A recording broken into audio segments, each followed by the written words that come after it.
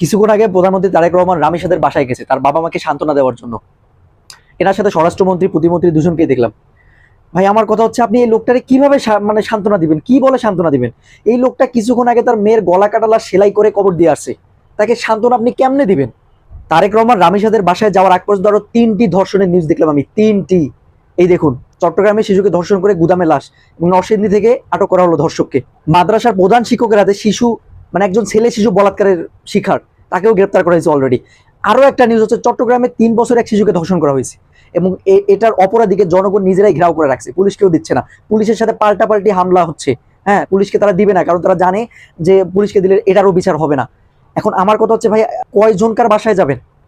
এখনো তো বা রামেশাকে নিয়ে মানে সোশ্যাল মিডিয়ায় বেশি কথাবার্তা হচ্ছে, এই জিনিসটা ভাইরাল হয়ে গেছে, তাই আপনি সান্ত্বনা দেওয়ার জন্য তাদের বাসায় গেলেন।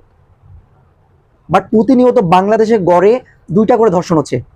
কিছুক্ষণ আগে একটা সংবাদ সম্মেলনে স্বরাষ্ট্রমন্ত্রীকে যখন জিজ্ঞেস করা হলো যে জনগণ যে সবার সামনে অপরাধীর বিচার চাচ্ছে, এইটি আপনি কিভাবে দেখতেছেন, উনি সরাসরি বললো যে আমরা তো এখন আর মধ্যযুগে নাই। হ্যাঁ, আমরা মধ্যযুগে নাই, আমরা চাইলে হঠাৎ করে একটা আইন পাশ করতে পারি না।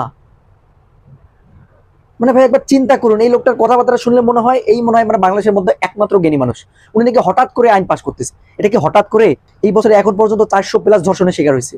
মানে প্রতিনিয়ত গড়ে 2জন করে শিশু ধর্ষণের শিকার হচ্ছে, হ্যাঁ, এবং হত্যা হচ্ছে। এনার কাছে নাকি এটা হঠাৎ করে মনে হচ্ছে। মানে এই মুখ নিয়ে উনি মানে ওখানে যায় কিভাবে, আমি এটাই না বুঝতে পারি না। তাহলে আপনি এমন একটা দৃষ্টান্ত রেখে যান, এমন একটা আইন চালু করুন যাতে আপনাদের আর কারো বাসায় গিয়ে সান্ত্বনা দেওয়া না লাগে। সেই রকম একটা দৃষ্টান্ত রেখে যান আপনি। জনগণ এখন আপনাদের কাছ থেকে এটাই চাচ্ছে।